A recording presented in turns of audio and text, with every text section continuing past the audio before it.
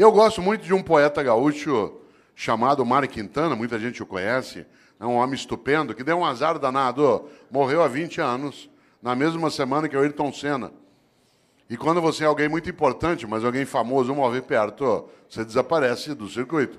Tanto que tem gente que não sabe que Mário Quintana morreu, né? Outros talvez nem de que ele viveu. Né? E Mário Quintana, um homem especial, inclusive com uma grande qualidade. Ele morreu solteiro, com quase 88 anos de idade. E ele tem a melhor resposta que eu já vi para não se casar. Todas as vezes que alguém perguntava a Mário Quintana, mas por que o senhor nunca se casou? Ele dizia, sempre preferi deixar dezenas de mulheres esperançosas do que uma só desiludida. Que é um argumento ecológico, é um argumento que nos ajuda, né, a pensar um pouco. Pois bem, Mário Quintana tem uma trova especial. Ele disse, um dia pronto, me acabo, seja o que tem de ser, morrer que me importa, o diabo é deixar de viver. Olha só, um dia pronto, me acabo, seja o que tem de ser, morrer que me importa, o diabo é deixar de viver. E quando que você e eu deixamos de viver? Quando a gente tem uma vida pequena, banal, fútil, inútil, superficial. Afinal de contas, nós somos mortais. Isso significa que nós não temos a eternidade para ter uma obra que honre uma vida para que ela não se apequene. No livro Qual é a Tua Obra, aqui mencionado, que aliás dá título a esta palestra, eu menciono também, né, um autor britânico do século XIX chamado Benjamin Disraeli. Benjamin Disraeli foi, inclusive, o primeiro-ministro da Rainha Vitória. E Benjamin Disraeli diz o seguinte, a vida é muito curta para ser pequena. A vida é muito curta para ser pequena. Já basta que ela curta seja para que eu consiga apequená-la de algum modo. E quando a gente apequena uma vida que já é curta, quando a gente tem uma vida banal, fútil, inútil, superficial, morna. Interessante. Nós temos hoje aqui um grande grupo de homens e mulheres que no campo do município ou do Estado atua na atividade pública, isto é servidor. É aquele ou aquela que tem uma capacidade imensa de fazer algo especial, ganhar a vida cuidando de vida. Você quer coisa mais honrosa do que ganhar a vida cuidando de vida, mas não da própria vida. Também da própria vida, mas do conjunto da vida numa comunidade, numa cidade, num estado. E nesta hora, quero lembrar algo. De fato, a vida é muito curta para ser pequena. Nós estamos quase terminando o mês de novembro. Esse mês teve, no dia 2, a lembrança por parte de uma parcela dos cristãos que criaram o seu dia de finados. O dia de finados tem uma finalidade, fazer com que você e eu nos lembremos de algo especial, que mortais somos. Aliás, você sabe que nós somos o único animal que é mortal. Porque, embora todos os animais morram, nós somos o único que, além de morrer, sabe que vai morrer. Por exemplo, teu cachorro está dormindo sossegado agora. Teu gato está lá, numa boa. Você, desde que eu falei, está pensando. Por isso, nós não somos só mortais. Nós sabemos disso e o fazemos desse modo. Olha que coisa boa. Por isso, eu queria lembrar exatamente nessa direção. O dia 2 de novembro, para alguns, lembra exatamente a ideia de finados. E é interessante porque este mês, curiosamente, ele é o penúltimo mês do ano. Mas ele nem sempre foi assim. Olha que coisa. Aliás, se o teu filho te perguntar, por que o mês de novembro é o mês 11? O que o mês de dezembro é o mês 12? O que você vai responder? Talvez você não saiba, mas como lembrou o presidente, eu sei. Em compensação, tem muita coisa que você sabe e eu não sei. Muita coisa que você conhece eu não conheço. Sorte sua e sorte minha. Soubéssemos as mesmas coisas, nós íamos ficar nos repetindo. Ainda bem que você sabe uma coisa, eu sei outra, a gente troca e cresce. Vida é isso. É a capacidade de partilha. Parênteses, dentro do parênteses, partilha. Vida é partilha. Homens e mulheres que não sabem partilhar não têm uma vida que possa ser tão elevada. Afinal de contas, uma vida que tem abundância é aquela em que há partilha. Exemplo, nós nos aproximamos da lembrança do Natal para algumas pessoas. Uma mesa de Natal abundante não é aquela que tem muita comida, é aquela que tem partilha. Às vezes a única coisa que você tem sobre uma mesa de Natal é comida. E muita. E nenhuma partilha. Vida é partilha. Afinal de contas, é só lembrar algo decisivo. Vários de nós aqui, ou aqueles que nos assistem, quando mais jovens, tínhamos menos dinheiro, menos recurso financeiro. A sociedade brasileira era mais pobre do que ela é hoje. Vários dos nossos pais tiveram menos dinheiro do que nós. Vários dos nossos tínhamos menos recurso. O país ele foi elevando a nossa capacidade de renda. Claro que ainda longe daquilo que a gente deseja e merece, mas absolutamente superior ao que já tivemos há 40, 50 anos. Portanto, vou contar uma coisa que quem é jovem talvez não imagine. Vários de nós, quando mais jovens, a gente ia almoçar no domingo na casa de um irmão, do pai, da mãe, de um parente. Não tinha possibilidade de fazer um almoço se cada um não levasse alguma coisa. E aí vinha um milagre magnífico na vida. Cada um de nós levava um pouquinho. Mas na hora de ir embora, todo mundo levava mais do que tinha trazido. Esse é um milagre maravilhoso. Esse é um milagre da multiplicação. Olha que coisa. Cada um de nós levava só um pouquinho. Um frango, uma maionese, uma lasanha. Mas na hora de ir embora, depois que você juntava e todo mundo comia, sobrava. E cada um levava para casa mais do que tinha levado para o almoço. Nós temos essa condição em qualquer cidade, em qualquer comunidade, em qualquer família, no planeta. Claro. Nós só não o fazemos no dia a dia porque uma parcela ainda tem uma ética absolutamente individualista, exclusiva, malévola, deletéria, destrutiva, predatória.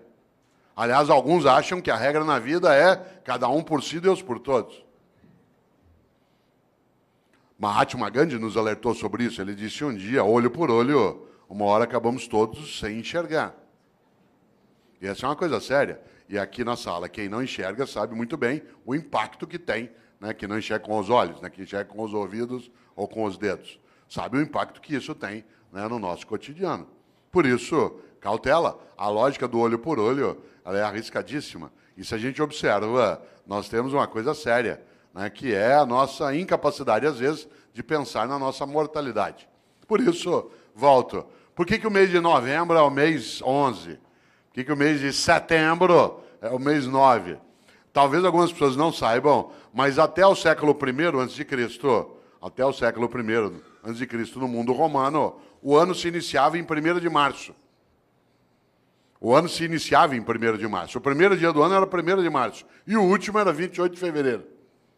Por isso, quando o ano se iniciava em março, setembro era o mês 7. Outubro era o mês 8. Novembro era o mês 9. Foi Júlio César que alterou o calendário e colocou janeiro e fevereiro no início do ano, produzindo alguns distúrbios. Um deles que o segundo mês do ano passou a ser um mês mais curto. E antes ele era o último, servia para ajustar o calendário. O segundo distúrbio é que parte dos meses o nome perdeu o sentido. Novembro virou mês 11. Olha quanta coisa inútil você não sabe. Mas eu sei. E eu partilho contigo, agora você sabe também. Olha que coisa boa. Pouco a pouco o mundo foi adotando o dia 1º de janeiro como o primeiro dia do ano. O único país do mundo em que o ano continua começando em março é o Brasil, né, que é um país clássico, né, um país clássico que não aceita essas modernidades de Júlio César. E para nós, em março ainda não começou. Né? Olha que coisa interessante. No entanto, no passado se usava o último dia do ano, que no caso era 28 de fevereiro, para pensar sobre a vida. Você sabe que a palavra fevereiro ela vem de uma divindade etrusca, o nome do mês, de uma divindade etrusca que é Februa. Februa é a divindade da purificação, da queima, da febre. Porque a febre, ela purifica. Isto é, ela faz com que haja a anulação daquilo que não serve e a proteção daquilo que serve. Nesta hora, quero lembrar algo. Os antigos, no mês de fevereiro, usavam o final do ano para pensarem sobre o que tinham feito e o que deveriam fazer. Nós passamos a fazer isso com dezembro.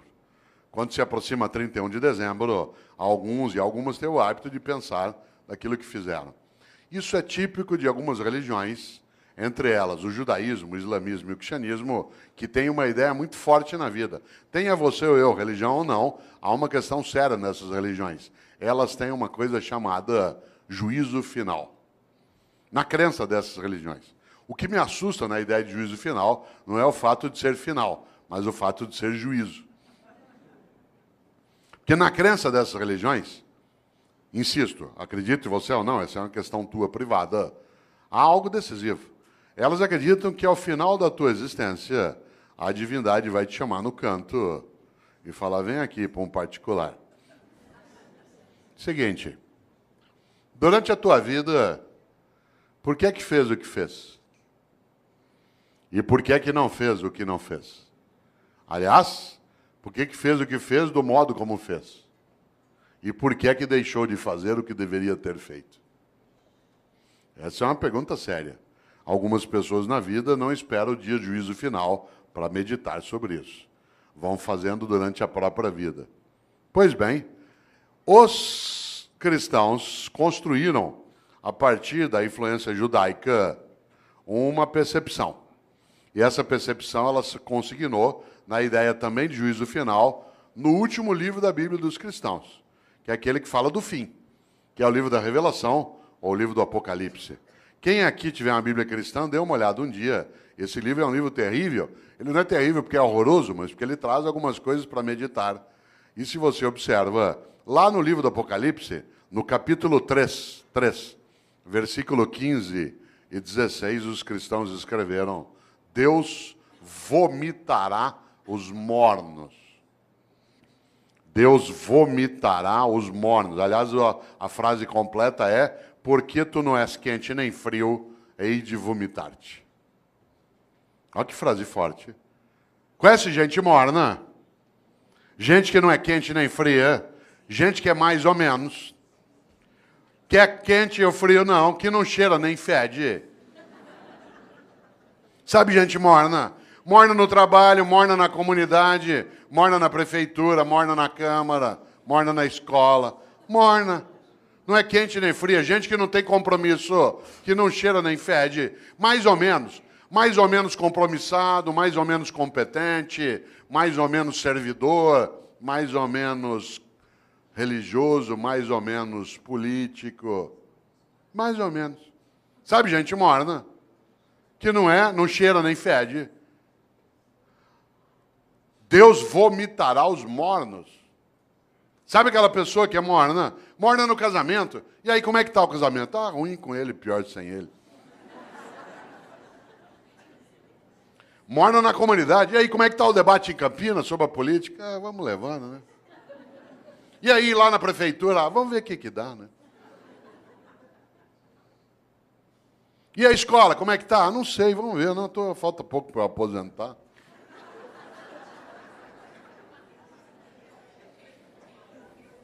Deus vomitará os mornos. Gente que é morna na amizade. Você vai apertar a mão dela, com licença, ela dá só a pontinha do dedo. Você aperta aquela minhoca desmilinguida. Você vai abraçar, a pessoa abraça meio de lado, meio parece que tem nojo. Sabe gente que economiza afeto? Pessoas que esquecem que afeto e conhecimento é uma coisa que se você guardar, você perde. Afeto e conhecimento, guardou, perdeu. A única maneira de ter afeto e conhecimento é repartir. Gente que é morna na cidade, morna no casamento, morna no serviço público. Morna, não é quente nem fria. É morna na religião. Conheço gente, por exemplo, que vai a um culto ou a uma missa. Um dos meus sobrinhos é pastor presbiteriano aqui em Campinas. E às vezes a gente brinca, né, sobre isso, curiosamente. Porque tem gente que vai a um culto ou a uma missa e escolhe o horário da missa, por exemplo, pelo tamanho rápido que ela tem. Se eu vou à missa das 10, naquela igreja que o padre faz uma missa rapidinho. Então vai para quê? Ou você acha que teu Deus é tonto? Você chama ele de todo-poderoso e ele não sabe que você escolheu uma missa curta. É um Deus palerma. Atenção. Deus vomitará os mornos. A vida é muito curta para ser pequena. Já basta que ela curta seja para que eu consiga apequená-la de algum modo. E quando é que você e eu apequenamos a vida? como eu disse, quando é uma vida superficial, banal, fútil e inútil. Eu, Cortella, no dia que eu me for, e eu me vou, e você também. Mas eu não quero ir, eu quero ficar. Lamento. Só tem um jeito de ficar. Se você fizer falta. Eu tenho um livro chamado Viver em Paz para Morrer em Paz. E nesse livro eu faço uma pergunta na capa, que eu queria fazê-la aqui agora. A pergunta é, se você não existisse, que falta faria? Não pense nisso numa sexta-noite, após beber um pouco. Se você não existisse, que falta faria? Por exemplo, tem gente que faz uma falta imensa. Tem gente que faz uma falta imensa na tua vida. Alguém que te criou, alguém que te apoiou, alguém que estava contigo. E tem gente que não faz falta nenhuma. Teve gente que não vai poder ir ao teu Natal porque não está ou já morreu, vai fazer uma falta imensa. E tem gente que não vai e vai te dar uma alegria imensa. São aqueles que nos dão o agradável prazer da ausência delas. Já imaginou? Cuidado! Você sabe que morrer é ser esquecido. Você, quando faz falta, não é esquecido. Não é casual que no grego arcaico o verbo para morrer e o verbo para esquecer seja o mesmo, que é letos, de letal. Porque morrer é ser esquecido. Enquanto alguém lembrar de você, derramar uma lágrima, der risada por algo que você fez e que ele recordou, pegar uma roupa tua e cheirar e ter uma boa lembrança ou saudade, enquanto a pessoa olhar algo que você fazia, querer lembrar de uma comida que você gostava, você continua vivo. Morrer é ser esquecido. Claro, se você for a um cemitério agora dia 2, você deve ter notado. Né? Tem túmulo que está abandonado, tudo caído, o vaso não é cuidado mais. Aí morreu. Enquanto alguém estiver contigo, na memória, no coração, olha a palavra que eu vou usar de propósito, na recordação. Recordar é fazer passar de novo pelo coração. Recordar, recordes. Você continua vivo. Interessante. Há pessoas que morrem em vida, porque são banais, fúteis, inúteis, e não fazem a menor falta. Tem gente que nos faz, repito, uma falta imensa. Só tem um jeito de fazer falta. Para fazer falta na vida, você tem que ser importante. Não confunda importante com famoso. Tem muita gente que é importante e não tem a menor fama, e tem muita gente que é absolutamente famosa e não tem a menor importância. Uma pessoa importante é aquela que faz falta.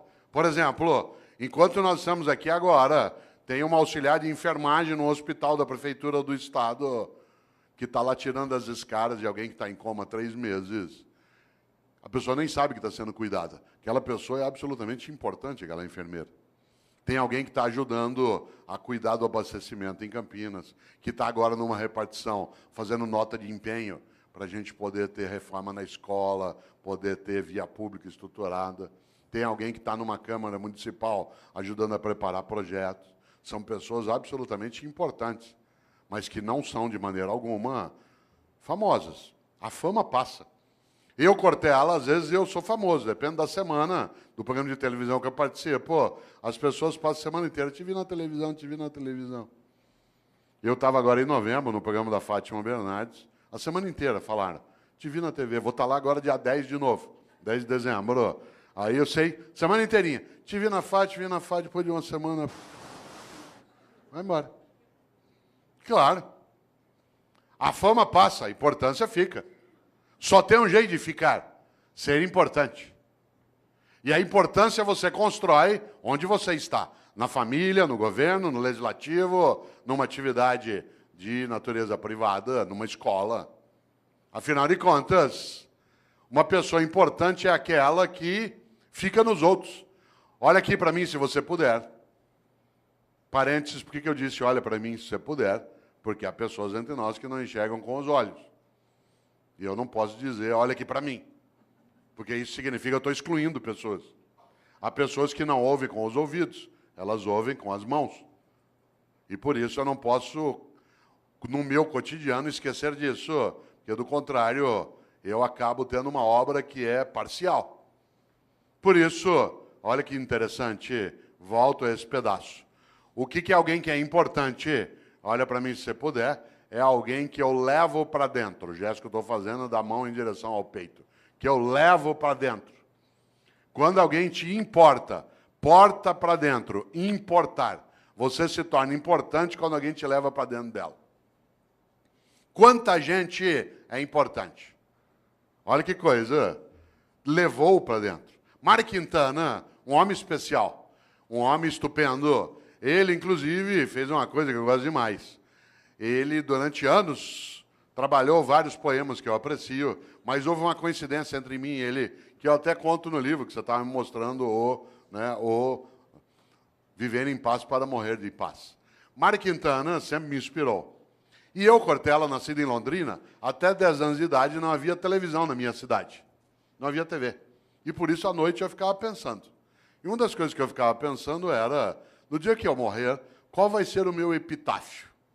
Isto é, o que eu quero que escreva no meu túmulo? Eu já tinha tendência à inutilidade filosófica, né? E eu ficava imaginando o que eu quero que escrevam no meu túmulo. Hoje eu não tenho mais essa questão, porque eu não quero mais ser sepultado. Eu quero ser cremado. Essa é uma decisão individual, mas eu acho a cremação mais ecológica, inclusive. Muito mais adequada. Há um impacto ambiental no sepultamento. Por exemplo, se chineses e indianos aderissem ao sepultamento, nós teríamos problemas sérios. A cidade de São Paulo, que é onde eu moro, tem o segundo maior cemitério do mundo, que é o cemitério da Vila Formosa. Tem 1,5 milhão de corpos sepultados lá. Você imagina o impacto disso no lençol freático, na proliferação de insetos, de roedores. É uma questão séria, mas é uma questão cultural séria.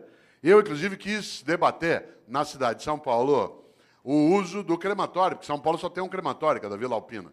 E eu quis fazer uma campanha pela cremação na cidade de São Paulo, quando eu era secretário de Educação. Consegui, inclusive, o patrocínio da Caixa Econômica Federal para fazer cartaz, para debater, e só não fiz porque a prefeita, na época, que era Luiza Erundina, achou que a cidade não ia entender direito. Ela estava certa. Mas eu tinha feito um cartaz, que eu vou usar ainda, né? Vou usar, não deu. Era um cartaz que o patrocínio da Caixa para discutir cremação, escrito assim, vem para a caixinha você também. Certo? Mais claro, né? Mais claro impossível. Eu, claro, hoje não quero mais ser sepultado, mas quando eu queria, eu ficava imaginando qual seria. Aliás, minha mãe, que é uma pessoa, como várias das mães de alguns aqui, absolutamente importante, mas não é famosa, ela é contrária à cremação. E como toda mãe, ela acha que ela é eterna. Porque ela não quer desistir de cuidar. Essa é a obra dela. E há uma coincidência gostosa em casa. Ela nasceu no dia 5 de março, e eu também. Eu nasci no dia do aniversário dela. Família organizada, faz planejamento estratégico, né? E uma coisa boa é que nós fazemos aniversário, claro, no mesmo dia, e acontece uma coisa evidente. A comemoração é sempre junto. E você sabe que aniversário a gente fala de vida e de morte, por causa da idade.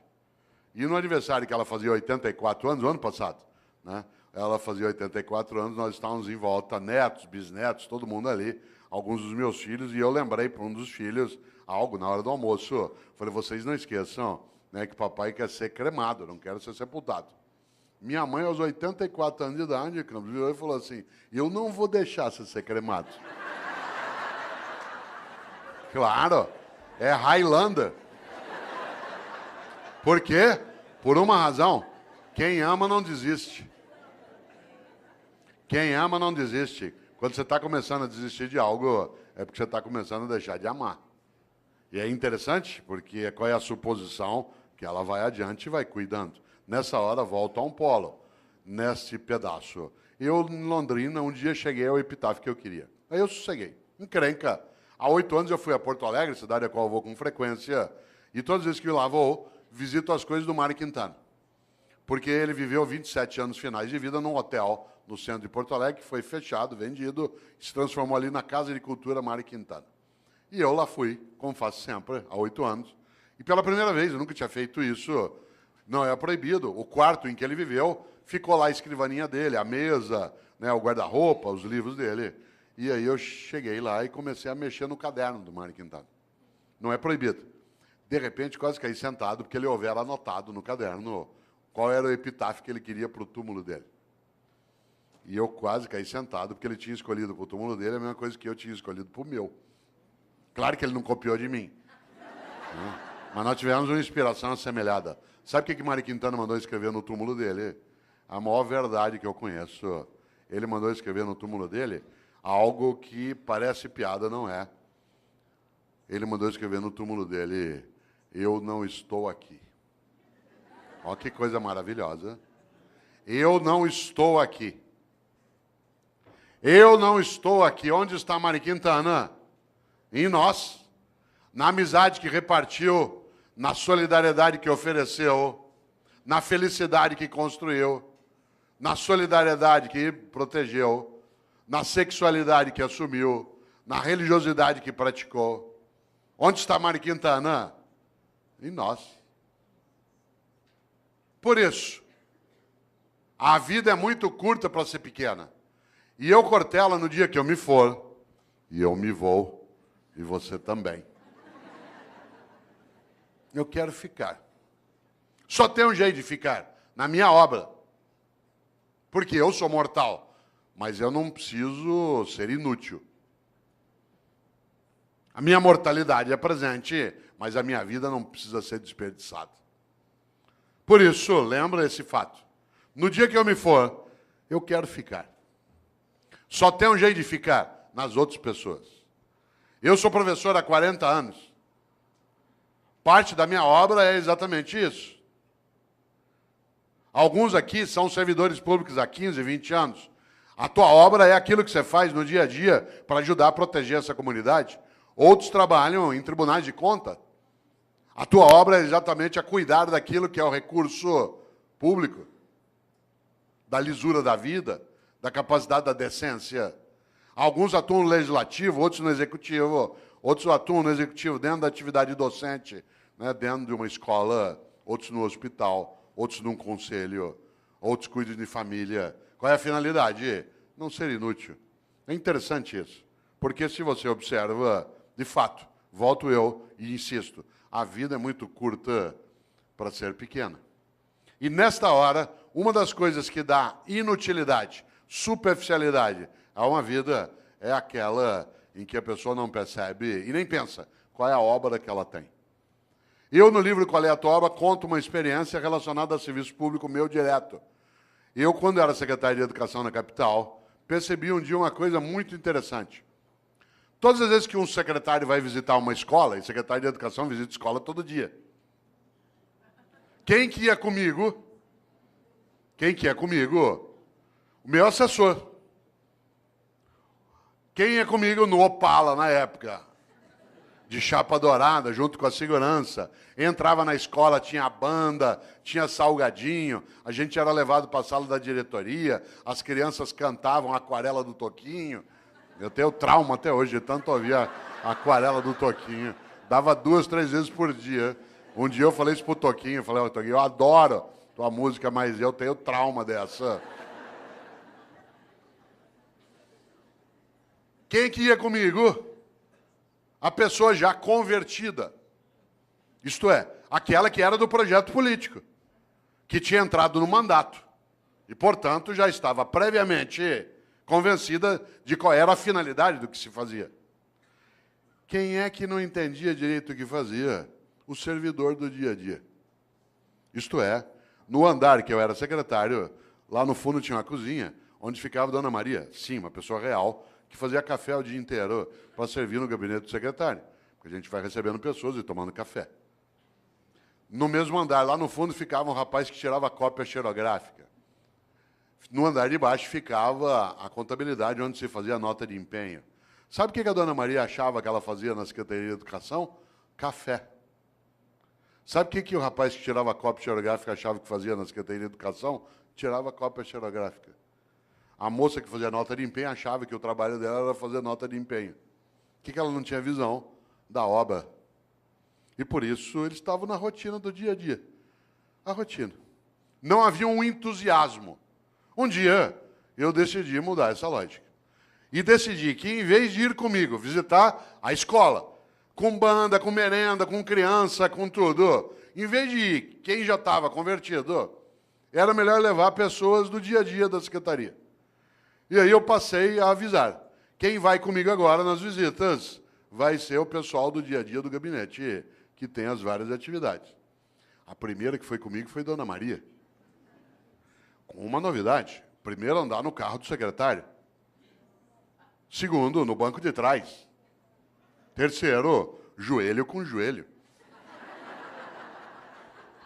Com batedores da Polícia Militar na frente, como é na capital às vezes, ou da Guarda Metropolitana. E ao chegar na escola comigo, não só privar de uma conversa, que não tinha que ser comigo, eu estou falando da simbologia da autoridade. Né? Chegar lá na escola, em vez dela ir fazer o café e servir, ela ia ser servida. E ela entrava e via a banda, e via as crianças, e via a reforma da escola. Vocês não fazem ideia.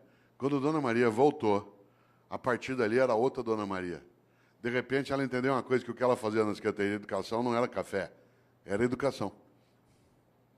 E aquilo que ela fazia, que o jeito dela de fazer educação era fazer café, virava escola, criança, cidadão atendido. No dia seguinte, ela viu o rapaz do Xerox, que passava o dia inteiro naquela máquina, fazendo aquele gesto. E ele ficou boquiaberto, porque ele não fazia ideia que o que ele fazia não era tirar cópia, o que ele fazia era educação escolar. E o jeito dele fazer educação escolar era nos ajudar, tirando cópias. Vocês precisam ver a moça, né, que fazia nota de empenho. Ela imaginava que a tarefa dela era passar o dia ali fazendo nota de empenho. Quando ela viu que as notas de empenho viravam reforma, criança, comunidade, criança brincando, estudando, ela ficou boquiaberta. O que ela não tinha entendido? O propósito. O propósito, isto é, qual era a obra dela? A obra não era fazer nota de empenho, era construir educação escolar numa comunidade, usar os recursos de maneira adequada para elevar a vida. A partir dali, tanto faz quem era o governo. Porque, de maneira geral, o funcionário do dia a dia, ele não adere a projetos de governo, porque o governo é eventual. Mas quando ele tem clareza da obra, que ele vê, por exemplo, que uma Câmara Municipal está sendo reestruturada para que ela tenha maior capacidade de servir a população e honrar o recurso, tanto faz quem é o presidente. Se há uma adesão por parte de quem está no dia a dia como servidor, na saúde, na educação, no transporte, na segurança, nas secretarias meio, na área de gestão, administração, muda o jeito de fazer. Aliás, aconteceu comigo uma coisa, eu vou contar, não quero que pareça arrogância nem autoelevação, mas ela é muito bonita. Você sabe que quando o governo vai terminando, as pessoas à sua volta, que são da máquina, vão rareando, porque ele não é maluco. Ainda mais que no governo que eu estava, quando houve a eleição, o meu grupo político perdeu a eleição. E outro grupo, o adversário, venceu a eleição. Isso significa que os últimos 2 meses de governo era já com a possibilidade de entrar quem era contrário e quem estava saindo. Vocês imaginem, se bobear, não chega nem café. Que é uma questão de sobrevivência da máquina. Ela não se compromete, às vezes, com quem está saindo, porque ela vai passar 4 anos com quem está chegando. Pois bem, isso não aconteceu conosco. E não é porque éramos nós, e nem porque as pessoas aderiam ao tipo de projeto político que se tinha, mas eles começaram a entender aquilo que era o projeto de cidadania, do qual ele estava envolvido, que independia do governo eventual que estava ali. A tal ponto que aconteceu uma coisa curiosa. Quando, da posse do novo governo, eu fui dar posse ao novo secretário. Estava ele e todo o staff dele aqui. E nós estávamos saindo lá de cá. E o auditório lotado, na época era na Avenida Paulista, lotado de servidores que estavam ali para a posse de quem chegava e a despedida de quem partia. Pois bem, aconteceu uma coisa que até hoje eu me arrepio de lembrar, e não tem a ver só comigo, tem a ver com o projeto em geral. Na hora que eu terminei a minha fala e transmiti o cargo, é a hora de quem perdeu sair e honrar aqueles que vão comemorar a vitória e o governo deles. E, portanto, eu me levantei e toda a minha assessoria, como se levantou junto. Claro. E aí eu fui saindo. Quando eu fui saindo, todos os servidores levantaram e fizeram um corredor polonês. Fizeram uma fila dos 2 lados e nós fomos saindo e eles foram batendo palma. até a gente sair do prédio. Vocês imaginem, em tese, no serviço público, isso é arriscar a cabeça em alto nível. Só não foi porque quem estava chegando, no caso, que era o vice-prefeito de São Paulo, que também se tornou secretário de Educação, também ele era professor, que era o professor Solon Borges dos Reis, que já faleceu, que era do CPP. Mas olha que coisa maravilhosa. Eu estou falando isso não para exaltar a nós, inclusive porque uma parte das pessoas não tinha nenhum vínculo ideológico ou nenhuma simpatia, né, pelo grupo político, mas ele tinha porque ele percebeu algo decisivo, que era a obra. Porque a gente estava tentando que ele não fosse morno. Por isso, vida com propósito. Coisa curiosa, há pessoas que estão nessa área e que não o têm, e que têm uma obra diminuta, pequena. Por isso eu vou contar uma coisa. No serviço público, algo que é muito perigoso, que é gente morna. Porque essa gente morna, ela, de maneira geral, ela acha que o que ela faz é só aquilo como um emprego. Você sabe disso. Na área privada também isso acontece, mas na área pública há uma destinação diferente, que é a própria atividade pública em si. Por exemplo, tem uma coisa que é muito perigosa. Na minha área, que é a educação escolar, vou contar uma coisa que quem é professor aqui, ou professor, sabe. Tem gente que atua no ensino público e no ensino privado. E se comporta de um jeito no ensino privado e de outro no ensino público. No ensino privado, participa das reuniões, das atividades. No ensino público, tira todas as licenças, vê tudo que pode. Aliás, tem gente que atua em ensino público e despreza a escola pública. Despreza. Ameaça o filho com a escola pública. Você não está estudando, você vai ver, vou te pôr numa escola pública, você vai ter que conviver com aquela ralé. Essa pessoa tem que ser decente e ir embora. Porque é absolutamente nojento que alguém afira, aliás, os rendimentos da área pública e não respeite a área pública.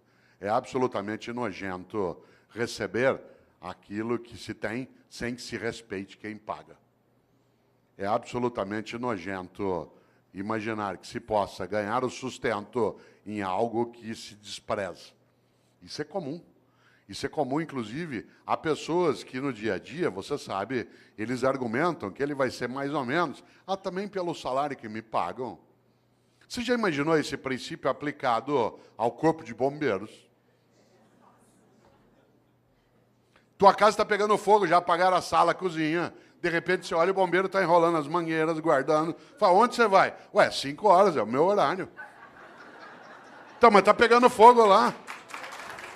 Não, mas ó, é o meu horário, me paga até essa hora. Já imaginou um cirurgião no hospital fazendo uma sutura de apêndice? Tem que dar 20 pontos na sutura, ali no teu ponto de Mark Barnes, para poder fechar direitinho, porque não tem equipamento para fazer laparoscopia. O que ele faz? No 8º ponto, fala, vou parar aqui mesmo, pelo que me pagam. 8 pontos está bom já. Você já imaginou? Você sabe que há pessoas que se conduzem desse modo no cotidiano. Obviamente que eu não estou falando de trabalhar sem remuneração, estou falando de outra coisa. Da capacidade de entender o quanto que a vida é muito curta para ser pequena. E algumas pessoas se apequenam no modo como se relacionam na atividade que desenvolvem. Por isso, volto eu aqui a uma questão, você que ainda tem um tempo de desespero até 11 horas. Qual é a tua obra? Quando você se for, e você se vai, e eu também, o que vai ficar? O que vai ficar que não estrague, não apodreça? E repito, não seja objeto de disputa odiosa. Isto é, o que você e eu fazemos que honra nossa própria existência? Interessante. Uma das coisas mais marcantes quando se pensa em gestão e liderança é gerir para elevar a vida coletiva. Atuar de maneira que não seja cínica. Ética não é cosmética. Ética não é cosmética, não é uma coisa de fachada. Desse ponto de vista, claro, se nós imaginamos o propósito daquilo que fazemos, é a nossa capacidade de ganhar importância. Eu já observei, você também, várias situações em que algumas pessoas, elas não deveriam estar naquela atividade, especialmente em alguns ramos da atividade pública. porque ela, primeiro, não merece que o povo pague o salário dela, porque ela finge, e segundo, ela despreza aquele lugar. Mas há outras pessoas que, é claro, merecem muito mais do que recebem. Há outras pessoas que, de fato, têm que ser honradas no dia a dia, na atividade pública, mas nem sempre. Afinal de contas, como você bem lembra, há uma coisa aí que é decisiva, que marca, inclusive, nossa percepção. A ideia que se tem até, né, e que não pode, de maneira alguma, ser deixada de lado de pessoas que não querem se apequenar. Curioso. Quem aqui é professora ou professor, se você acabou de entrar na atividade de docente, se você é um funcionário novo na Câmara ou na Prefeitura, vou te dar um conselho. Se você quiser ter uma vida que seja relevante, que cresça, ouça o que eu vou dizer. Afaste-se de funcionário velho. Afaste-se de funcionário velho. Aproxime-se de funcionário idoso. Não confunda idoso com velho. Idoso é uma pessoa que tem bastante idade. Velho é aquele que é morno, que acha que já sabe, que não precisa mais se mexer. Afaste de professora velha na escola. Sabe como é que é professora velha? Idosa é uma pessoa de 65, 70, 80 anos de idade. Velho é aquele que é morno. Quer ver um exemplo? Você chega numa escola cheia de ideias, quer fazer coisas, a professora velha fala assim, sossega aí. Com o tempo você vai aprender. Quando você estiver no meu tempo de serviço público, você vai ver. Sossega, fica na tua. É só mudar governo, as coisas voltam ao que era. Afaste de funcionário velho. A pessoa velha, ela faz mal. Ela é homicida. Isto é, ela assassina as condições de vida coletiva numa comunidade. Se ela estiver na atividade pública, pior ainda. Você já imaginou? Aproxime-se de gente idosa. Gente idosa quer aprender, frequenta a escola, vem para debate, lota um auditório na Câmara. Os que têm mais idade aqui, alguns perguntariam, tal como eu, o que você veio fazer? Quero continuar aprendendo, sabendo, indo buscar. Há pessoas que acham que já sabem. Ah, não, para quê? Ao contrário. Por isso, atenção. Há um grande pensador que muitos conhecem aqui, chamado Padre Antônio Vieira, um grande português que viveu no Brasil. Padre Antônio Vieira começa um sermão dizendo: o peixe apodrece pela cabeça. O peixe apodrece pela cabeça. Já viu um peixe apodrecer? Ele apodrece da cabeça para o resto do corpo. E há pessoas que apodrecem pela cabeça. Isto é, uma cabeça que é morna, fútil, banal, inútil. Afinal, o que é vida?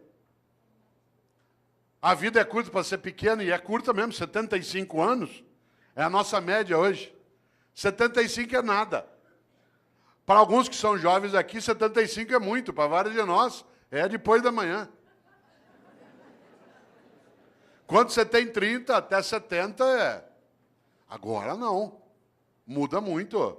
Eu tomei um susto outro dia, vereador, porque eu fui fazer uma compra por internet. E eu tinha acabado de receber um cartão de crédito novo. E aí eu fui pôr, na hora que pediu a data de validade do cartão, fiquei parado olhando. O cartão tem mais validade que eu. Quando o teu cartão tem mais validade que você fica olhando aquilo. Claro, 75 é pouco. Minha mãe, 85 anos de idade, domingo me falou assim, filho, hoje lá na igreja uma velhinha me falou, falei, mãe, defina a velhinha. Ela fala, ela deve ter uns 87. Fala, bom. Claro. O que é vida? Guimarães Rosa, grande médico, escritor mineiro, colocou lá no Grande Sertão. Viver é muito perigoso. Viver é perigoso, de fato. E nascer, então? Já imaginou como é difícil nascer? Tanto que a natureza sabe, ela tira de nós a memória do nascimento e dos primeiros 3, 4 anos de vida. Porque é tão impactante sair do útero que a gente é apagado da memória para não sofrer. O lugar mais seguro que você já teve no universo é o útero da tua mãe. Tanto que quando você está mal, você quer voltar para lá. Você estava lá 8 meses e meio, numa boa, sem fazer nada. Meio líquido, nós adoramos meio líquido. Você estava lá balançando, não tinha que respirar, era alimentado automaticamente por um tubo, não tinha quase ruído, não tinha luminosidade, não havia contato, a temperatura era sempre equilibrada, homeostática. Melhor lugar do universo que você já teve. Tanto que quando você está mal, você quer voltar para lá. Você perdeu um amigo, perdeu alguém, perdeu um amor, você quer ficar no escuro, deitado, com o joelho em direção ao peito. Posição fetal. Você olha no hospital para pessoas com problemas mentais, nuas no pátio, deitadas assim, encolhidas. Claro, você estava lá numa boa, sossegado. De repente, depois de 8 meses e meio, esvaziou o líquido. E você começou a sentir contrações à tua volta. E foi escorregando, escorregando, escorregando. E alguém te segurou. E você sentiu contato pela primeira vez. Te ergueu, tirou do útero. Tinha luz no ambiente. O ruído aumentou, mudou a temperatura. E a pessoa te ergueu, te deu um tapa na bunda. E aí você fez o primeiro gesto fora do útero, que é... Porque o último vai ser... Entre a primeira vez que você faz e a última que você faz, tem vida. Por isso que é bom não desperdiçar isso. E tem gente que desperdiça humilhando pessoas, sendo hipócrita, fingindo, desviando. Olha só. E ainda tem uma encrenca, dura só 75 anos. Divididos do seguinte modo: do 0 aos 25 você está se montando. Tua estrutura física, psíquica, relacional, cognitiva, reprodutiva. Dos 25 aos 50, você está reproduzindo outros humanos e trabalhando em alta intensidade. E dos 50 aos 75, você se prepara para o desembarque. Do 0 aos 25 monta, dos 50 aos 75 desmonta. Não ria. Vocês vão chegar lá. Quem está nessa fase como eu, você sabe que você está nela, porque cada dia no teu café da manhã tem menos comida e mais caixinha de remédio. Você vai atravessar aqui a avenida, você fica em dúvida, você corre e tem um infarto no meio. Ou seja, que Deus quiser. Olha só, quem diria? Você sabe que você está nessa fase quando cada dia você tem menos bíceps e mais pânceps. Né? Mulheres não riam. Nessa fase vocês vão ser atingidos em cheio pela lei da gravidade. Tudo vai apontar em direção ao solo. E você vai ter que escorar com veneno botulímico, você vai ver. Você vai entrar na fase que a gente chama de California Dreams, que é the mamas and the papas, certo? Você ri? Pois morre. Claro, pode morrer professor, doutor, titular como eu, pode morrer prefeito pode morrer empresário, pode morrer diretor de departamento, pode morrer, tudo faz. Ou tem uma vida que não seja banal, inútil, fútil. Ou, para quê? E aí nós temos uma encrenca, nós vivemos só 75 anos e ainda somos um animal que dorme demais. Eu conheço gente que dorme 8 horas. Você pegar alguém que dorme 8 horas, por exemplo, num dia de 24 horas, ele dorme 1/3 do dia. Numa vida de 75 anos, dá 25 anos dormindo.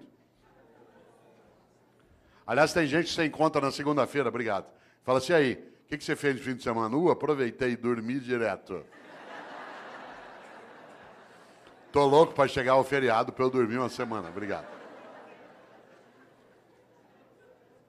Chama-se animal racional, olha só. Nós não somos só um animal que dorme demais, nós somos um animal que come demais. Cada um de nós come, de acordo com a FAO, a área da ONU que cuida de alimentos, 1,5 kg por dia de alimentos. 1,5 kg dia de sólidos, líquidos e gasosos.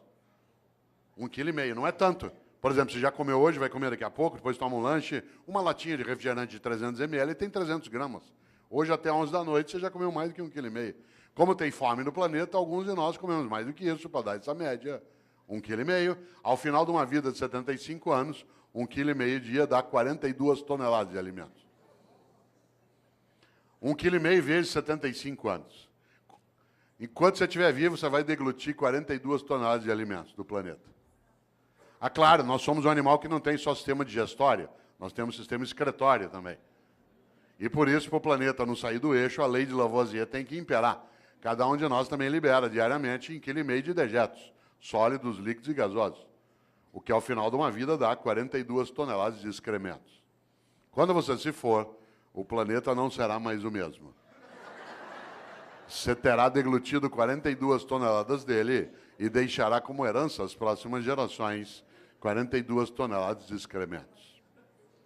Qual é a tua obra?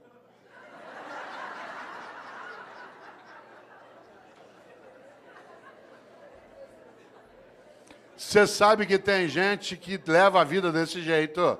Ela destrói o ambiente, humilha pessoas, furta, desvia, finge, só para poder dormir mais que necessita, comer e excretar em banheiros especiais.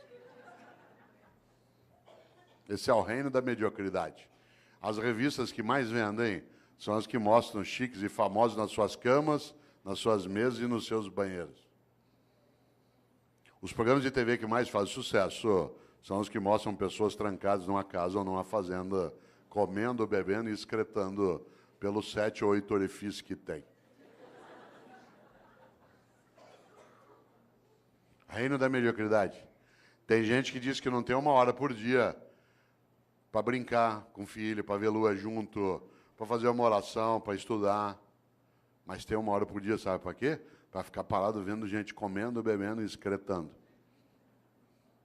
É tão forte isso que qualidade de vida para nós hoje, o que é? Cada um tem um quarto com banheiro. O anúncio não é que você vai ter qualidade de vida numa casa que tem uma cozinha grande com uma mesa comprida, onde todo mundo vai ficar em volta. Não, é cada um ter um banheiro. É vida privada, isso é subir na vida. Cada um poder ter um banheiro dentro de casa. Você já imaginou? Não é o lugar da partilha, da convivência. Isso é um risco. Claro. Já pensou? Depois morre. Se bobear, não fará falta. Interessante. Aliás, sabe o que uma pessoa fala quando ela está morrendo? Quem aqui é da área de medicina sabe disso? Eu me lembro o tempo que dava aula na Santa Casa, em alguns momentos em São Paulo, que se ia até a UTI. Numa UTI é um lugar onde tem mais complicação. Sabe o que as pessoas falam quando estão morrendo? Ela não gruda em você, com licença, professor. Ela não gruda em você e diz assim, doutor, pelo amor de Deus, deixa eu viver mais um dia que eu quero mandar em mais gente. Doutor, por favor, deixa eu ficar vivo mais 1 semana que eu quero humilhar mais algumas pessoas. Doutor, pelo amor de Deus, deixa eu ficar vivo mais 2 dias que eu quero comprar mais um carro. Sabe o que as pessoas falam quando estão morrendo? Ela gruda em você e diz, doutor, pelo amor de Deus, deixa eu ficar vivo mais um dia, só para poder abraçar o meu irmão, com quem eu briguei faz 10 anos, a gente nunca mais se falou. Doutor, por favor, deixa eu ficar vivo mais 1 semana, só para poder brincar com os meus filhos, eu achei que eu não tinha tempo para fazer isso. Doutor, pelo amor de Deus, deixa eu ficar vivo mais 1 hora, só para poder dizer para minha mulher o quanto que eu amo, porque eu achei que se eu falasse muito isso, ela ia ficar mal acostumada, o que é verdade. Sabe do que as pessoas falam na hora da partida? Daquilo que importa na travessia. E como disse um dia o grande Guimarães Rosa, o importante não é chegar nem partir, é a travessia. E a travessia você faz com outros e outras. Por isso, qual é a tua obra? Minha obra não é ser imortal, coisa que não sou, mas é ser eterno. E eu não sou eterno do ponto de vista religioso, eu sou na obra que deixo, naquilo que ajudei a fazer naquela cidade, naquela família, naquela repartição, naquela secretaria, naquele legislativo. Algo que no dia que eu partir, e eu partirei, e você também, que eu não tenha medo de me perguntarem por que fiz o que fiz. Você já imaginou? Essa é uma das coisas mais fortes. Agora eu vou te contar uma coisa. Aproveitando que você ainda tem quase 26 minutos de desespero. Muita gente não quer nem saber dessas questões. Sabe por quê? Porque ela quer viver de maneira automática, robótica. Para que pensar sobre isso? para que pensar sobre a obra? Ao contrário, quando a gente encontra num dia como hoje, um auditório na nossa Câmara Municipal, pleno de homens e mulheres, para pensar coisas desse tipo, é sinal que a gente tem alternativas boas. Isso é um belo sinal daquilo que a gente precisa e precisa fazer. Nesta hora, volta a um polo. Há pessoas que envelhecem a cabeça, a prática e a percepção. Ela não frequenta uma escola porque ela acha que já sabe. Nem uma escola de governo, nem uma escola do legislativo. Gente velha acha que já está pronta. Isso é um perigo. Um dos meus filhos, o André, que tem 37 anos, ele até faz o prefácio de um livro meu, chamado Não Nascemos Prontos.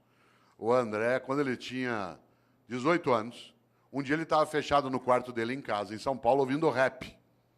Eu gosto de rap, mas não é qualquer rap que eu gosto. E eu estava na sala em casa ouvindo ópera. Eu gosto de ópera, mas não é qualquer ópera que eu gosto. Música boa, para mim, é aquela que me emociona.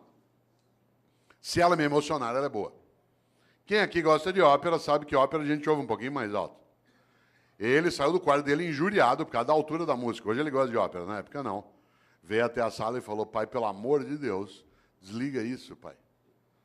Aliás, eu estava ouvindo uma área do Puccini, que é maravilhosa, que eu não posso cantar aqui porque ela é para soprano, chamada Mio Babino Caro, meu papaizinho querido, que é magnífica. A Maria Callas a gravou um dia. Pena que eu não posso cantá-la aqui, né, por ser para soprano, mas talvez você a conheça. Eu até dou risada, porque tem gente que coloca essa área na igreja em cerimônia de casamento, na hora da bênção das alianças.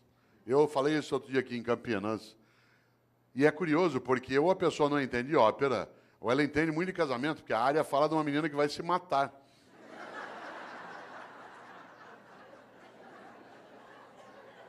Você sabe que a coisa mais perigosa que existe na vida é incompetente com iniciativa. Incompetente com iniciativa é um perigo numa secretaria, num centro cirúrgico, num fogão, no volante de um ônibus, numa sala de aula. Você já pensou?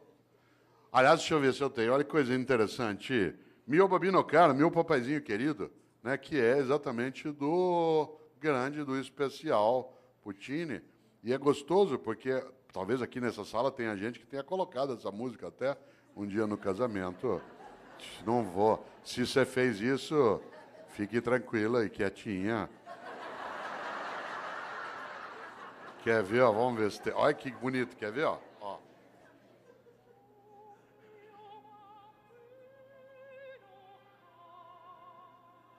Ó, meu papaizinho querido.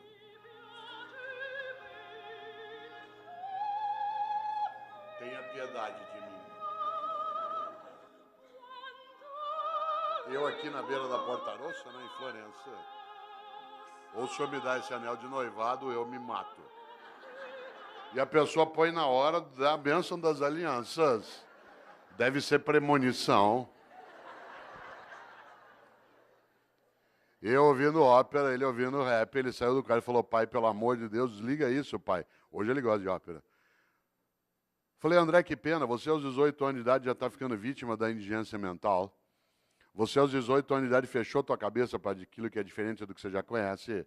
Você aos 18 anos de idade acha que o único modo de fazer as coisas é como você já fazia. Você aos 18 anos de idade ficou impermeável à renovação do teu conhecimento. Você aos 18 anos de idade acha que a única trilha a ser caminhada é aquela que você já caminhou. Você aos 18 anos de idade está ficando refém da pobreza das ideias. Ele falou, pai, você está ficando louco. Eu falei, André, eu estou ficando louco, você está ficando velho. Insisto, não confunda idoso com velho.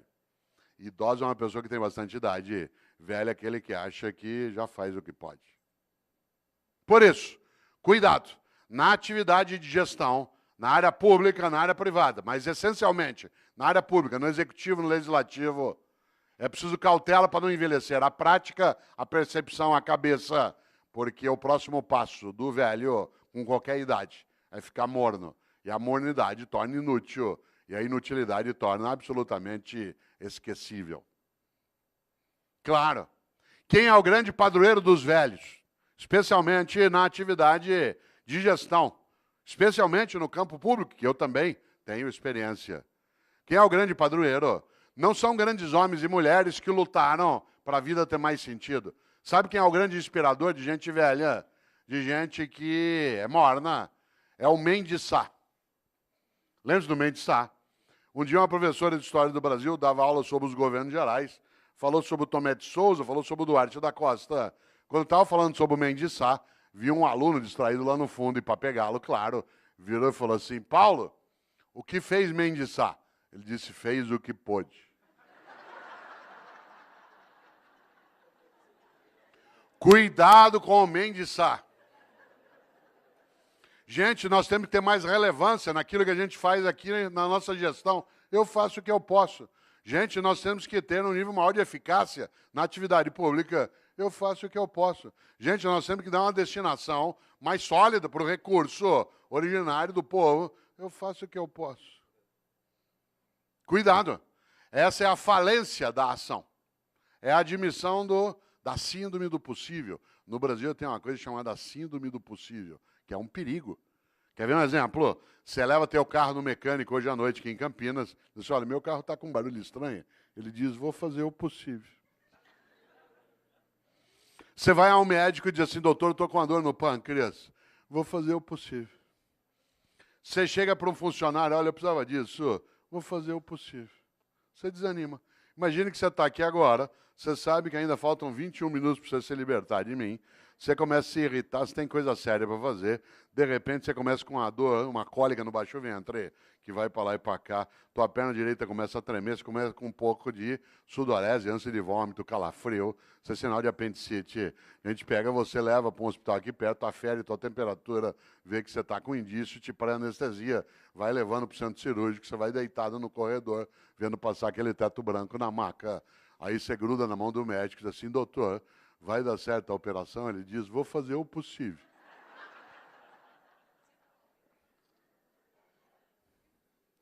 Você quer ficar ali mesmo. Nessa hora nós temos de aprender uma coisa com os norte-americanos. Não é tudo com eles que a gente aprende, não é tudo deles que a gente rejeita. Tem várias coisas deles que a gente não precisa aprender. Parênteses, há 4 anos, presidente, eu estava em Brasília, aliás, onde estarei amanhã, né, que eu tenho um evento lá. Eu estava em Brasília e trabalhando ali 3 dias, e estava lá o Obama, com a comitiva. Por coincidência, eu fiquei no mesmo hotel que a comitiva do Obama, exceto ele.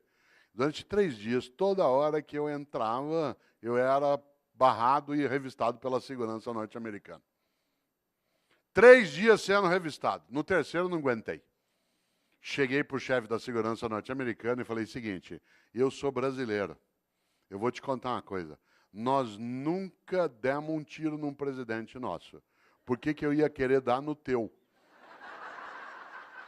Certo? Nós nunca. O único presidente nosso que morreu a bala, ele deu o tiro nele mesmo. Vocês já mataram 5 e deram tiro em 11. Larga, deu. Ele não entendeu nada. Mas tem coisas nos americanos que a gente tem que observar. Por exemplo, quando você pede uma coisa para o norte-americano, ele diz, I will do my best. Vou fazer meu melhor. Atenção. Não é uma questão de idioma, é uma questão de atitude. É absolutamente diverso. Fazer o possível e fazer o melhor. Por isso, pergunto aqui para você agora, mas não quero que você responda, só que você reflita. Na tua atividade, na atividade que você tem no executivo, na prefeitura, no estado, está fazendo o possível ou o melhor? Não é o melhor do mundo. É o teu melhor, na condição que você tem, enquanto você não tem condições melhores para fazer melhor ainda. Pergunto de novo, mas não responda. Está fazendo o possível ou o melhor? Insisto, não é o melhor do mundo, se for ótimo. É o teu melhor, na condição que você tem, enquanto você não tem condições melhores para fazer melhor ainda. Porque se você ou eu, podendo fazer o meu melhor, me contento com o possível, eu caio num lugar perigoso chamado mediocridade. Uma pessoa medíocre é aquela que é morna, que está na média, que não é quente nem fria.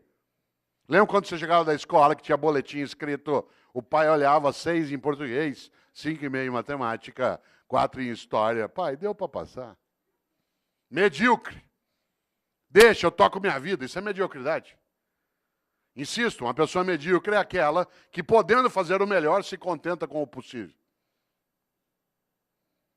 Exemplo, mediocridade é falta de capricho. Capricho, sabe o que é capricho? Capricho é você fazer o teu melhor na condição que você tem, enquanto você não tem condições melhores para fazer melhor ainda. Exemplo, minha mãe e eu moramos na mesma rua em São Paulo, por coincidência, e às vezes eu passo na casa dela no fim da tarde. E mãe conhece. Às vezes ela olha para mim 5 da tarde e fala assim, você não almoçou ainda, né? E eu falei, não, eu comi um negocinho na universidade. Ela falou, peraí, que eu vou fazer um negócio para você. E é aquela coisa meio mágica de algumas mães. Em 5 minutos aparece uma coisa para eu comer. Eu sou filho de italiano, uma coisa comum. Um pouco de talharina com azeite e sal em cima, mais nada. E eu, com a fome que eu estou naquela hora, comeria o prato vazio. Portanto, ela pode fazer qualquer coisa. Mas sabe o que ela faz? Faz um macarrão com azeite e sal. Mas antes de servir, pega um tomatinho cereja, corta em 4 e põe em cima. Capricho. Capricho é você fazer o teu melhor na condição que você tem, enquanto você não tem condições melhores para fazer melhor ainda. Eu, no Paraná, quantas vezes, caipira, ia até a roça visitar a casa de alguém, quem aqui conhece sabe, na roça, aquela casa que a gente chama de pau a pique, casa de barro com madeira trançada, entrava na casa, chão de terra, tudo varrido. Tudo varrido, capricho. Ah, mas o chão já é de terra, capricho, fazer o melhor na condição que tem, enquanto não tem condições melhores para fazer melhor ainda, para não ser medíocre. Pedia eu para tomar um gole d'água na roça. A mulher corria pegar uma canequinha, daquela de alumínio, toda amassada. Areada. Passava areia em volta. Ah, mas já é pobre mesmo. Epa, pobre, mas é limpinho. E tem gente que não é pobre, limpinho não é. E tem gente que é pobre e não é limpinho. Medíocre. Pobre na roça tem roupa de ver Deus. Vai à igreja. Pode, não, roupa não é nova, vocês têm remendo, mas está limpinha. E põe no sol para coarar. Quantas vezes eu, como secretário de educação na capital, ia visitar uma escola municipal, teto caindo, água escorrendo, culpa nossa do poder público. Mas a escola toda arrumada, limpinha, as carteiras em ordem, velhinhas, mas em ordem. Florzinha, sala dos professores. Capricho. Capricho é você fazer o teu melhor na condição que você tem, enquanto você não tem condições melhores para fazer melhor ainda. Tem gente que é medíocre. E aí a obra fica medíocre. Ah, mas do jeito que me pago. Ah, mas do jeito que é. Ah, mas eu não tenho condição. Todos os dias nesta cidade, às 3h30 da manhã, algumas pessoas acordam, pegam 2, 3 ônibus ou a moto e vão trabalhar no resgate do Corpo de Bombeiro ou do SAMU. Passa o dia tirando gente do meio de ferragem. Para ganhar no fim do mês 3.200, 3.400. Já imaginou? O que ele faz ali? O melhor. Se você perguntar para ele por que ele faz, ele falou, porque é importante fazer. Fazer o melhor naquela condição. Ah, mas eu não tenho desfibrilador na viatura, ou eu não tenho material de sutura. Fazer o melhor na condição que tem, enquanto não tem condições melhores para fazer melhor ainda. Eu conheço professor e professora, que é a minha área de rede pública do Estado e da Prefeitura, que tem uma carência imensa de material e faz um trabalho magnífico, porque faz o melhor naquela condição, enquanto não tem condições melhores para fazer melhor ainda. Há pessoas que, em nome da condição, degradam a ação, em vez de ter um trabalho que é concomitante. Luta para melhorar as condições e vai fazendo melhor com aquelas que tem. Ah, mas aqui é assim, eu faço o que eu posso. Por isso, cautela. Quero aproveitar agora esses teus 13 minutos de desespero para pensar um pouco uma ideia dentro disso. Para a vida ter propósito, para você e eu não temos uma vida banal, fútil, inútil, superficial. É preciso, acima de tudo, que nós sejamos capazes de fazer o nosso melhor. Para isso é necessário pensar na obra. Para isso é preciso, acima de tudo, não ser morno ou morna. Afinal, como eu disse várias vezes e repito, a vida é muito curta para ser pequena. E a gente é pequena quando tem uma vida banal, fútil, inútil, medíocre. Nesta hora, Você conhece gente que é mãe medíocre, pai medíocre. O medíocre não é o que é pobre, não é o que não tem recurso, é aquele que com o recurso que tem não cuida do melhor modo que consegue com aquele mesmo recurso. Você tem cidade em que o executivo quase não tem condição e ele cuida do melhor modo, naquela condição. Ah, mas aqui é assim, cautela. Nesta hora, quero lembrar algo decisivo. Um dos homens que eu mais admiro na história é um pensador italiano do século VI chamado Benedetto di Nursia, Bento de Núrcia, que os católicos, os anglicanos e ortodoxos chamam de São Bento. São Bento criou uma ordem religiosa, uma ordem maravilhosa chamada beneditina, com um lema magnífico. Aliás, um belo lema para a ordem religiosa, porque o lema da ordem beneditina é ora et labora, reza e trabalha. Reza e trabalha, porque só rezar sem trabalhar as coisas não acontecem. E só trabalhar sem rezar as coisas perdem reverência. Reza e trabalha. Mas o mais interessante é que Bento de Núrcia, o São Bento, criou uma regra de funcionamento para a ordem beneditina. Essa regra diz o que o monge pode e não pode fazer, deve e não deve fazer. E eu quero trazer aqui, para ir amarrando a reflexão, aquela regra que para mim é a mais importante. No livro Qual é a Tua Obra, que é da editora Voz, eu trago um pouco essa discussão, mas eu a retomo mais recentemente no outro livro, que hoje o presidente trouxe para assinar, que é o Pensatas Pedagógicas. São Bento criou uma regra. E a regra que eu queria trazer aqui, que para mim tinha que estar no alto de toda a Câmara Municipal, toda a escola, toda a cidade, toda a prefeitura, toda a secretaria, toda a família, é a regra de número 34. O monge que desobedecer essa regra, que eu vou dizer, é mandado embora da ordem. Não tem direito à estabilidade. E eu acho que essa deveria ser uma regra presente em todas as áreas. A regra 34 de São Bento diz: é proibido resmungar. É proibido resmungar. Não é proibido discutir, não é proibido debater, não é proibido discordar. É proibido resmungar. Sabe gente que só resmunga em vez de agir? Gente que passa o tempo todo amaldiçoando na escuridão em vez de acender vela. Aliás, a frase predileta do resmungão é: que horror, alguém tem que fazer alguma coisa.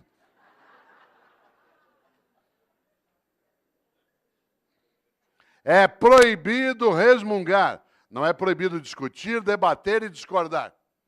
Mas o resmungão é medíocre. Aliás, todo resmungão é vagabundo. Toda resmungona é vagabunda. E a melhor maneira de não precisar fazer nada é acreditar que nada pode ser feito.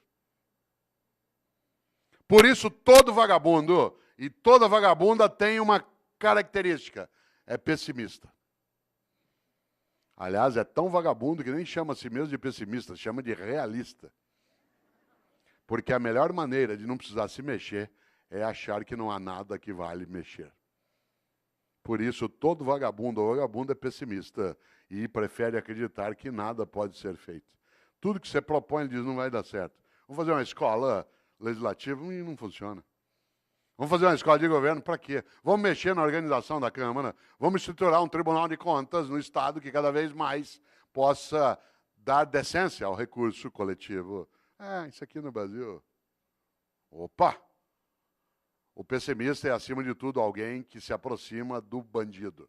Não por escolha, mas por omissão. Como diz uma antiga frase, os ausentes nunca têm razão. Vamos fazer uma palestra para discutir qual é a tua obra? E isso não funciona, não vem ninguém. Ó. O que faz o otimista? Tem uma encrenca. O otimista tem que ir atrás, juntar, procurar, chorar, se arrepender, querer largar.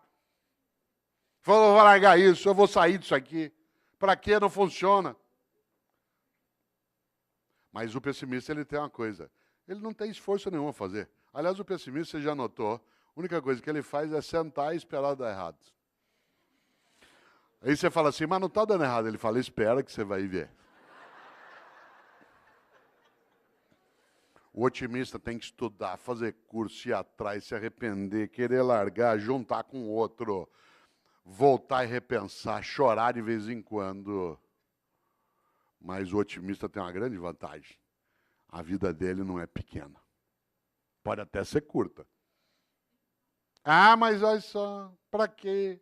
Não vai funcionar. Para quê? Ó, por isso, atenção, agora que você ainda tem 7 minutos. É proibido resmungar. Não é, repito, proibido discordar, debater. Resmungar, sim. Nós vivemos em 2014 no Brasil uma coisa belíssima, um debate sério, em vários momentos, em outros nem tanto. Numa eleição, nós não estamos habituados a debater. A tal ponto que metade quase tentou matar a outra metade. Que ele não está habituado ao debate no dia a dia. E nós estamos aprendendo a fazer. Mas nós tivemos coisas que são maravilhosas. São 7 eleições em seguida, num país de 514 anos, primeira vez. Bom demais, democracia é uma coisa que a gente constrói junto. Democracia não é ausência de ordem, é ausência de opressão. Claro que a ordem tem que existir. Democracia não é ausência de ordem, é ausência de opressão. Nesta hora, o que diz o pessimista? Ah, isso não vai funcionar. Olha só. O que faz o otimista? Junta, volta, vai outra vez, se arrepende, se candidata, não quer mais, acha que esse chefe vai liquidar, resiste mais um pouco, vou esperar, quem sabe ele morre. Ué, a natureza também nos ajuda em algumas coisas. O que eu quero dizer com isso? Qual é a tua obra? Quando você se for, e você se vai, e eu também, o que vai ficar? Eu tenho certeza, você não quer ser medíocre, nem eu. A gente não quer ter como nosso patrono Mendes Sá. Eu faço o que eu posso. A gente não quer envelhecer a cabeça, a prática, a percepção, a própria vida. O que a gente quer? Fazer o melhor na condição que a gente tem, enquanto a gente não tem condições melhores para fazer melhor ainda. Diz, mas Cortella dá na mesa, sabe por quê? Porque tanto faz se eu faço o melhor ou não, não vai acontecer nada. Essa é a hora que é necessário lembrar exatamente que é proibido resmungar. Você só terá uma coisa a ganhar se você não for medíocre. Uma vida que não seja fútil, inútil, banal. Afinal de contas, independentemente de existir ou não, um juízo, essa é uma questão individual, vale algo decisivo. De novo, Mário Quintana. Um dia pronto, me acabo. Seja o que tem de ser. Morrer que me importa. O diabo é deixar de viver. Aliás, outro gaúcho, Aparício Torelli, que apelidou a si mesmo de Barão de Itararé, tem uma frase que parece óbvia, não é? Ele dizia, a única coisa que você leva da vida é a vida que você leva. A única coisa que você leva da vida é a vida que você leva. Mas eu queria lembrar, para ir amarrando, algo especial. Um grande homem estupendo, chamado Albert Schweitzer. Um homem que, inclusive, tem influência sobre a cidade de Campinas, porque pessoas que dirigem aqui, o Boldrini, estudaram com Schweitzer e o conheceram também. Schweitzer foi um grande professor e um grande médico. Aliás, ele foi o Nobel da Paz, de 1952. Schweitzer, quando tinha 30 anos de idade, achou que como professor era pouco, que ele queria ser mais importante, não famoso, mais importante. E ele decidiu aos 30 anos de idade fazer medicina. E aí ele foi embora, e 7 anos estudando medicina. Formou-se, sabe o que ele fez? Foi embora para a África, lá para o Gabão. E ficou 50 anos no Gabão, meio século, colocando a vida dele a serviço dos outros. Aliás, no dia que ele morreu, tem uma coisa curiosa. O corpo do Albert Schweitzer está sepultado na Europa, mas o coração está no Gabão. Porque quando ele morreu, o povo do Gabão quis o coração dele, fisicamente. Está sepultado lá no Gabão. Schweitzer, tem uma frase para você e eu não esquecemos, e é a penúltima que direi. Disse Schweitzer um dia, a tragédia não é quando um homem morre. A tragédia é aquilo que morre dentro de um homem enquanto ele ainda está vivo. Olha só, a tragédia não é quando um homem morre. a tragédia é aquilo que morre dentro de um homem enquanto ele ainda está vivo. E o que não pode morrer? A dignidade de uma vida que não seja banal, fútil, inútil, superficial. Mas queria lembrar algo, que aliás é a última frase do livro Qual é a Tua Obra? Onde está essa reflexão que aqui fiz. Que é uma frase de um francês, que é François Rabelais, que foi monge beneditino. Um homem do século XVI, para quem gosta de literatura renascentista, escreveu Garganto, a Pantagruel. O especial François Rabelais tem uma frase que eu vou dizer 2 vezes. Ele disse: conheço muitos que não puderam quando deviam, porque não quiseram quando podiam. Digo de novo. Conheço muitos que não puderam quando deviam, porque não quiseram quando podiam. A gente quer, pode e deve. Isso significa que a gente consolida algo que é a nossa capacidade de obra.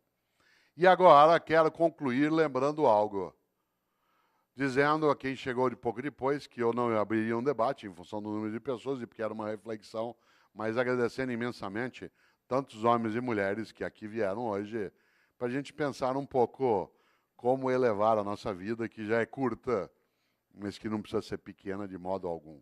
E que cada um e cada uma de nós saiba, no seu dia a dia, a importância de fazer o melhor, em vez de se contentar com o possível. Afinal de contas, é isso que nos levará a ser importantes, a sermos levados para dentro. Por isso, quero terminar com uma frase de alguém que eu acho especial, que é Chico Xavier. Eu não sou espírita, não tenho nenhuma crença reencarnacionista, mas acho o Chico Xavier um homem santo. Aliás, se eu tivesse alguma autoridade sobre os católicos, ia pedir para nomeá-lo santo, de tão importante. Ele passou a vida, em vez de resmungar, tentando serenar as pessoas, fazendo o que podia, que era o melhor dele na condição que tinha. Chico Xavier, como sabe aqui os espíritas, tem uma frase que serve para você e para mim, que alguns dizem assim, mas Cortella, agora é tarde. Chico Xavier dizia, embora ninguém possa voltar atrás e fazer um novo começo, qualquer um pode começar agora a fazer um novo fim. Olha só, embora ninguém possa voltar atrás e fazer um novo começo, qualquer um pode começar agora a fazer um novo fim. Por isso, lembro eu aqui para fechar, você e eu temos sim de construir uma vida que nos torne importantes. E quando a pergunta vier, se você não existisse, que falta faria? Ter clareza da resposta. Termino de vez, já disse isso 2 vezes, mas está lá, ó, 11 horas. Termino de vez me despedindo também, agradecendo, cumprimentando o presidente da Câmara, me despedindo com um cumprimento árabe. Eu sou casado com um árabe, com uma mulher árabe, né? E os árabes, quem aqui é árabe sabe, os árabes se despedem, tem a ver com a palestra, de um jeito especial. Ele aperta a mão, presidente, e diz, vida longa e morte rápida. Pô, isso é uma coisa funda, olha só. Vida longa e morte rápida. Viva bastante, mas quando for a tua hora, se for a tua hora, que seja de imediato. Esse é um desejo fortíssimo. Vida longa e morte rápida. Obrigado.